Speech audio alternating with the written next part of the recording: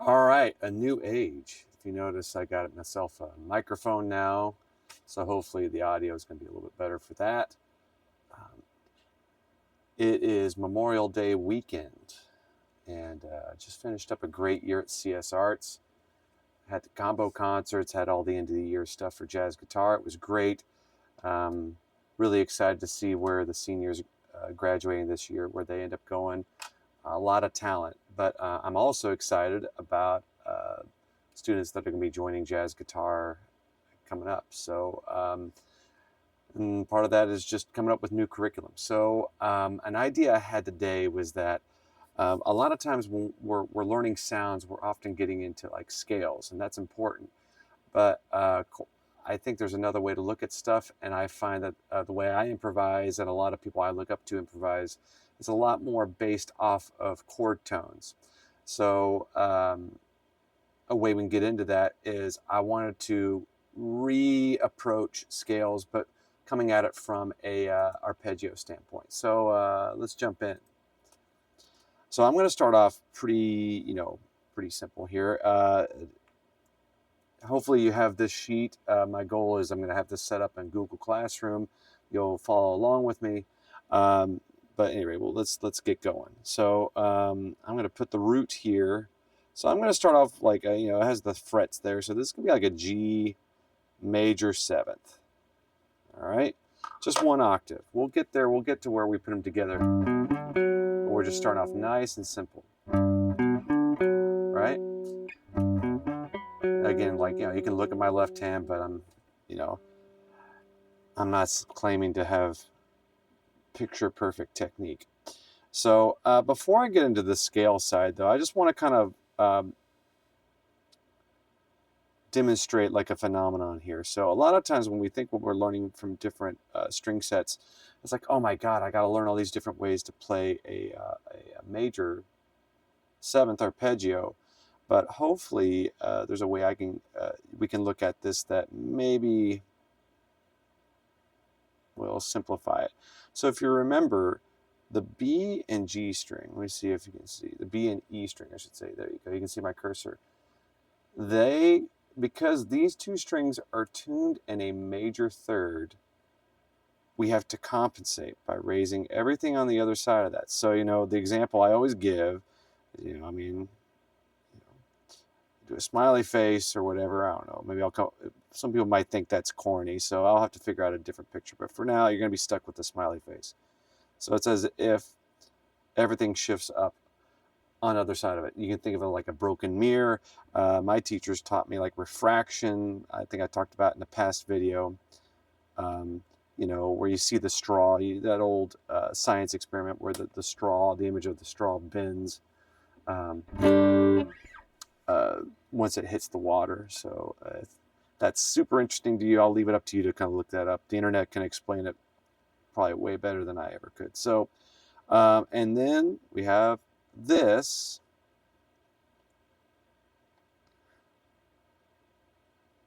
So a lot of times people will take this and move it over and try to shift it up. So like, I'll kind of show you what I'm talking about. Like a common mistake when they start trying to think this way is they're going to say, oh, well, I just move this over here and move these guys up. Well, you got to account for the fact that this is already put up. So if you're going to do that, great, but just do the B string. But I think we're kind of overcomplicating it. So the idea is you think this is the template. And then we move this over. And then anything on the other side of that B string is going to go up 1 fret. And that's, in fact, what it looks like.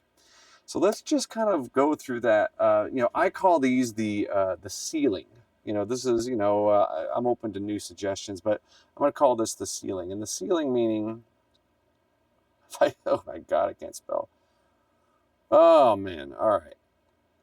Did not get hired based on my penmanship or my spelling. Okay, so that's G major 7, C major 7, F major 7, B flat major 7, right? And my hope is that as we go across the neck, once you kind of see the structure, you can kind of see how they're all kind of related. So you kind of get away from thinking about like four completely different, um, completely different patterns. Okay. And it's just the one. The reason I call it the ceiling is because it's like your first or second finger kind of determines that. So this is kind of determining we're not going to go any farther than here. So it kind of sets a ceiling. Another way I look at these is there's the floor, and these are arpeggios that start with your ring finger and pinky. So let's look at those real quick. So let's say like our standard pattern 3 G shape. Now I know you can put one down there, and that's totally cool. I'm going to focus on this one today. I invite you to work out the other one in your own time if you like it. So we go to the B string, we raise that up. All right, and then we're going to go move this one over here. Again, everything on the other side of the B and E string goes up a fret. There's only 3 of these, so cool. So, so let's say, I don't know, what is that, 5th fret? So A major 7. I'm sticking to what the fret numbers are because that's what my template says, but really I'm less concerned about which key you're playing it in and more that you're just kind of seeing the visual pattern, right? We're kind of starting to foster the idea that, if you kind of know the first one on the left, you can kind of know the other ones to the right. And again, the floor meaning that you've kind of set the floor that we're not going to go beyond this point, because of, that's just kind of how it works. If that helps, great. If not, if that seems lame, then, just forget I said anything. So this in itself is a great exercise, just kind of, I think Dan Gilbert at Musicians Institute, he uses the term string transference. Seeing how that shape transforms across different string sets. Okay, so that's a good first step. But if you think about it, these are 4 notes. And if we take a mode, let's start off simple. Let's do major. Right? And this is our old faithful, right? 1, 2, goodness gracious. 1, 2, 3, 4, 5, 6, 7. Right? Well, the arpeggio is going to have 4 out of the 7 notes available. So now we can start thinking about, I like to think of the arpeggio as the bones of the scale, right? So like say we got here, I have 4 out of the 7 notes. So what are those other 4 notes? Well, we know that, and stick with me here, I'm kind of experimenting with this notation style. I like putting the 4th on top of this anytime there's a half step. And then that, that's kind of it for this one. There'll be other modes where there'll be more half steps, but I think of, okay, there's kind of a, so 2 kind of is equally in between 1 and 2. So you can think of, you can go down to that, or I can think of, maybe I think of going up that much. And then when I go up to, right? So, I think of that way of like, what's the note I can add above it? I'm probably not explaining this well, but whatever. Maybe this will click. So, right?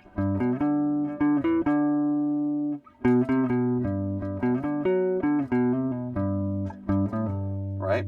Now let's take that idea. So I'm going to go here. Okay, I'm going to add, I kind of think of what's a note I can add above this? Well, there's the 2, there's the 4, there's the 6. If you want to, there's a half step there for the root, from the 7 to the root, right? So we can do the same thing for our other shapes. So let's say like, I'm trying out a new thing here. So we got a latch. All right, so let's say I'm going to do, hey, there you go, fancy, right? It's a freeze pedal made by Electro Harmonics. It's handy for making music in general, but it's a great practice tool. So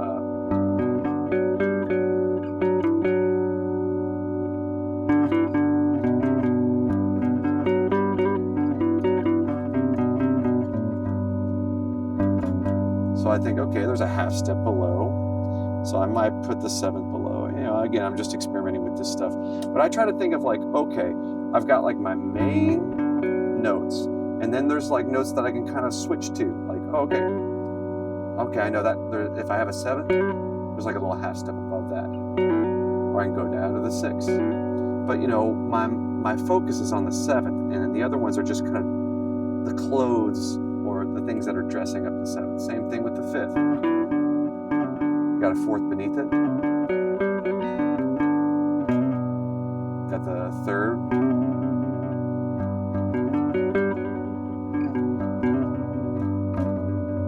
All right. Now I can do the same thing, go over to the next string set. I'm going to go on C.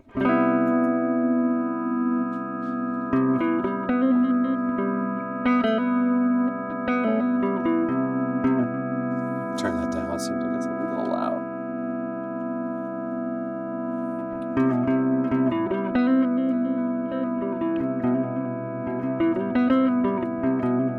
All right, go up to F.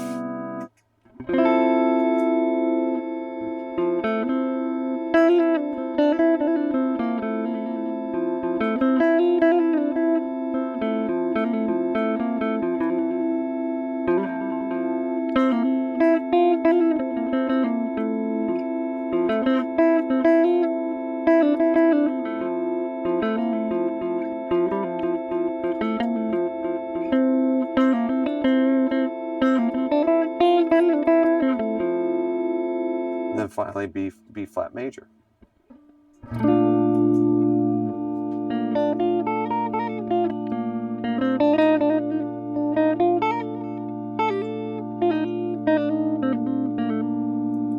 So hopefully you're getting the idea here that, and you could, within good reason, say, Matt, isn't that just the scale? Like, yeah, but I think when I'm thinking from the standpoint of an arpeggio, it changes how I think.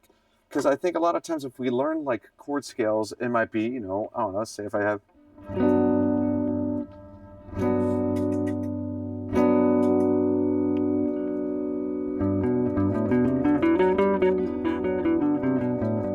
I feel like people will improvise that way, you know, and that's fine. I mean, scales are great. You can make a lot of beautiful music with scales, but you want a lot of things in your tool belt, right? Toolkit. So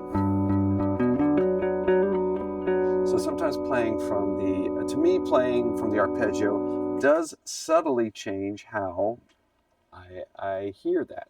So I'm going to go ahead and just add the other notes here. So I'm thinking, okay, there's add the other notes above it.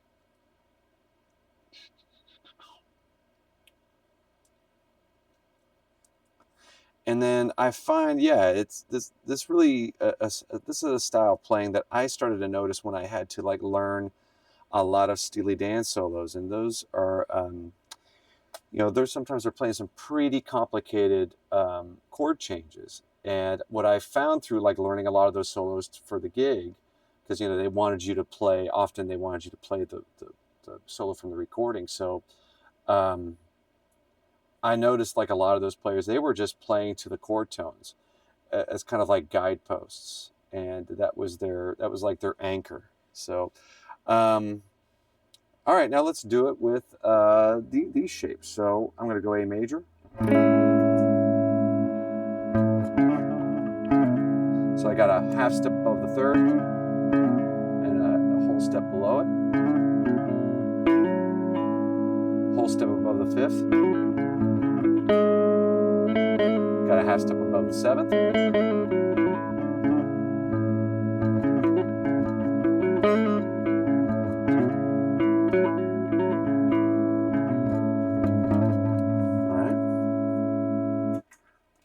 Add those notes here. So I just kind of think of, okay, if I have this note, oh, okay, I have a half step above it, I have a whole step below it.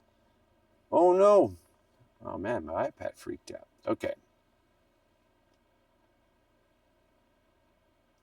So the blue notes are kind of like, those are the missing scale tones. I mean, I don't know if the color coding thing is helping me. You can tell me I'm a moron in the comments or whatever. I'll try to have thick skin. Seems to be the deal. you start putting yourself out there on YouTube, it's, you know, it can be brutal out here, man. All right, so I'm just going to fill those out. I'm just going to quick demonstration. So again, you know, rehearse to like a vamp on YouTube. Cello drones are a great way. I'm kind of using my freeze pedal, but any way that you can kind of get the sound just to hear how this stuff sounds against it. So we did A major.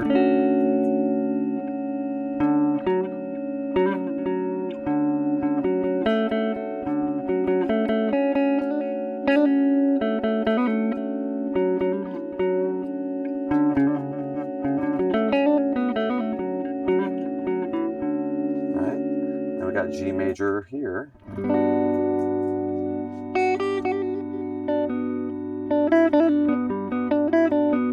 So I might pick one note to kind of like, okay, that's where I can explore it on either side. Like, you know, I'll jump above it, jump below it.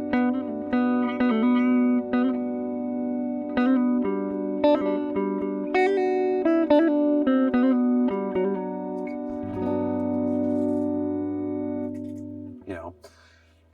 And then finally, so we learned this stuff. I showed this to you originally how that works, but here's a cool thing that if once you kind of learn it this way, these can kind of reinforce each other. So, you know, this works over here, right? This, well, I think that one's kind of self-contained. But this one can go over here. So we wanted to spend time, and you know, basically it just becomes your cage system. You know, oh, there's G shape. But again, it's all about, are you thinking of it as like a you know, from top to bottom or bottom to top scale kind of thing, or are you kind of seeing the chords within? I mean, if you've been doing our other exercises, I've been really drilling the arpeggios, and so now this is kind of a way to bridge the gap. More with an eye towards the arpeggios, which I think the more I teach and the more I play, I think is the way to go. So sorry that this video got longer. I'm going to get more into the other thing here. I'm going to go do Lydian next, and I'll see you on that video. All right, bye.